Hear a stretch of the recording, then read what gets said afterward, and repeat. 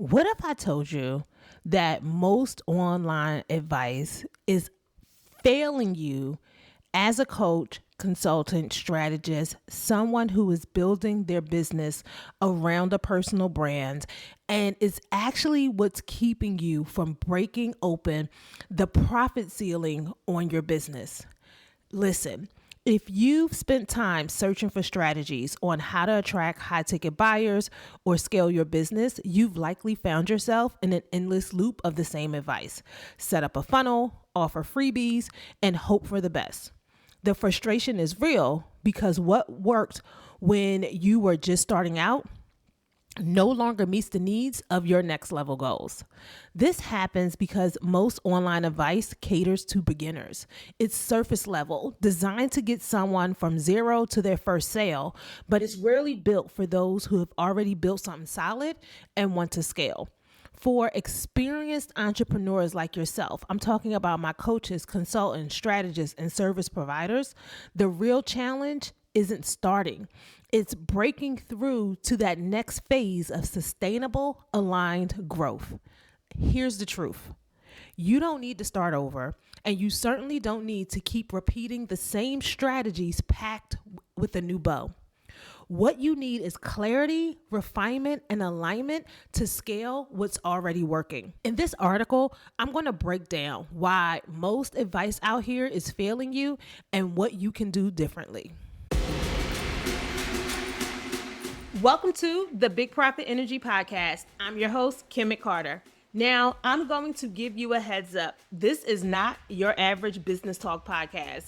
Big Profit Energy is all about the raw, the real, and the radical. I'm going to be your guide, your coach, and the voice in your ear, reminding you that you got this. This is your season of Big Profit Energy, where bold moves, brave dreams, and big profits are just the beginning. And as a reminder, baby, you got this. Yeah. Before I jump into this, I think it's only fair to give you a heads up. I am super passionate about this topic, and if you're listening to the audio or on the Big Profit Energy podcast, you will likely have some ad libs and a few off script moments. I'm just, being honest with myself, because I know me, and even this bit right here is not a part of the written article. If you're listening on the podcast and you want to follow along with the written article, definitely just tap the link in the show notes. If you are on the actual article page, hey bestie, welcome. Thank you for hanging out with me. Now, let me get into why most online advice falls short. Most business advice is designed for the masses. It's generic, scalable, and easy to produce, which makes it appealing to content creators and course sellers. I'm not saying that there's anything wrong with this. When we are thinking about building our SEO footprint, we are going to lean into the top searches. And in order to lean into the top searches, we are then going to write content around what people are already looking for. One of the reasons why there are so many videos on YouTube about how to build a course is because how to build a course videos are popular on YouTube. However, when you are looking for what comes after you've built the course, you end up in things about funnels or copywriting. And even when someone's telling you how to have the 100K course, or even how they built $1 million business around one course, it all goes back to those fundamental trainings, because the fundamental trainings are key to growing a business. In this conversation, I want to tell you what comes after the fundamental trainings, because for professionals who've been in the game, this one-size approach doesn't cut it, and it's not what you are looking for.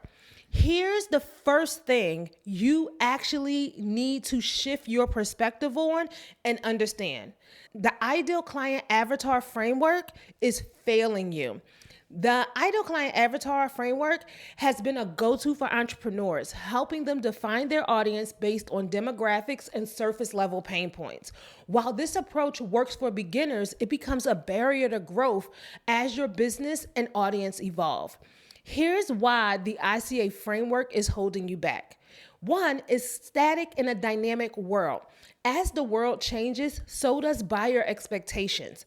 Traditional ICA exercises treat your audience as a fixed variable, failing to account for their evolving priorities, motivations, and desires. To scale effectively, you need to adapt your understanding of your audience to reflect their shifting goals. Second, it ignores buyer psychology. Demographics alone won't help you connect with your audience. Buyer psychology, understanding emotional triggers, and logical decision making is the key to creating renaissance. Emotional triggers like aspirations and autonomy motivate action, while logical triggers like proof and practicality validate decisions. Third, it doesn't anticipate future needs. Scaling isn't just about meeting your audience where they are today. It's about anticipating where they want to go and aligning your offers with their desired outcomes. For example, a wealth strategist might shift from teaching investment basics to helping their clients build legacy wealth. The ICA framework assumes your audience is static, but successful scaling requires dynamic alignment with their evolving needs. You have a secret weapon, and buyer psychology is its name. Advanced audience development doesn't stop at identifying who your audience is or where they want to go. It requires understanding the underlying fears and motivations driving their decisions. Objections like, I don't have the money or I need to think about it often mask deeper hesitations tied to past experiences, unmet expectations, and self-doubt.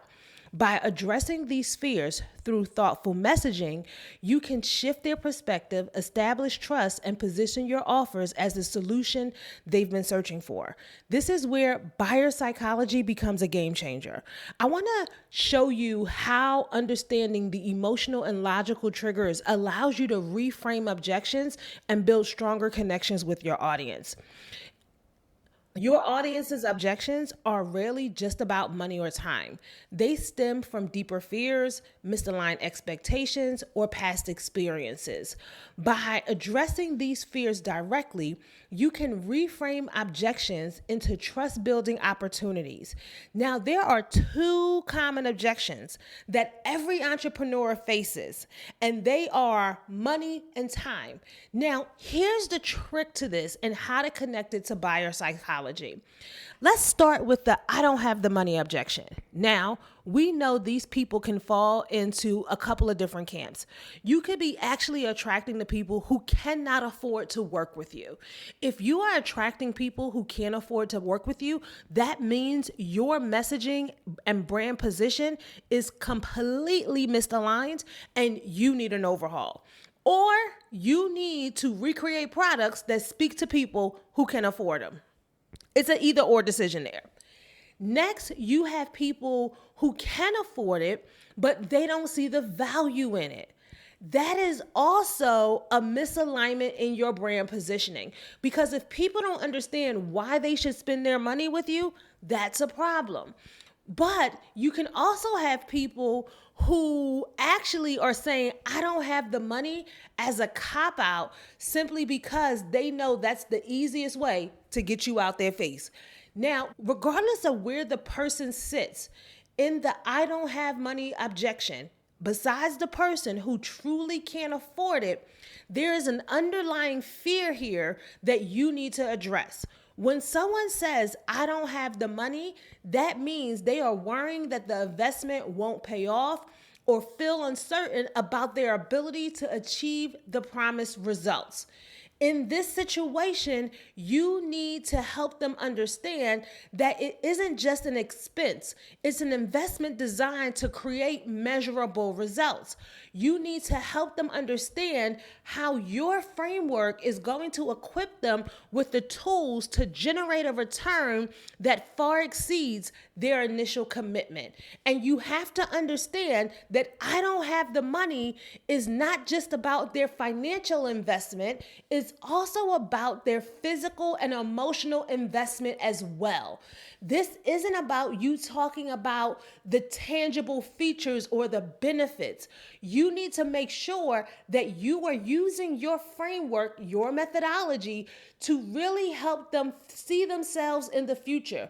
When you can help someone future pace themselves and see themselves in their desired life through your framework, you now become a must-have asset.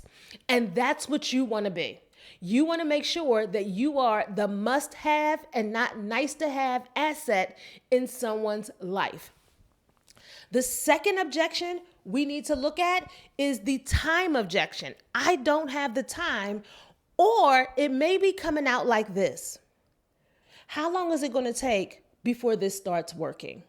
See, the secret to overcoming the time or money objection is to, one, understand that every objection comes down to money or time. And the second thing to understand is how your audience is phrasing their time and money objections. If you can understand those two things, you can then create messaging to help them get over the hump. And creating this messaging to help them get over the hump is not just something that you can utilize on your actual sales calls or in your sales conversations or in your funnel. You actually need to use this messaging shift in everything that you do. If you use this messaging shift in everything that you do, not only will you raise your brand authority, you will position your offers as something people want to know more about from the first introduction to your brand. Now, when we think about the I don't have time, how long will it take for this to work for me objection, you have to recognize what the fear is. And that fear is usually a fear of being overwhelmed and a doubt that their capacity to complete what you have to offer to them successfully in a way that's going to get them a return on their time, so that way they can get to the benefits that they want. How quickly do they want to close the gap to their desired outcome? And can what you do meet that demand? Because if what you do can't meet that demand, I have no reason to make an investment with you. But if you can show me how what you do meets that demand, then hey, we can rock and we can roll.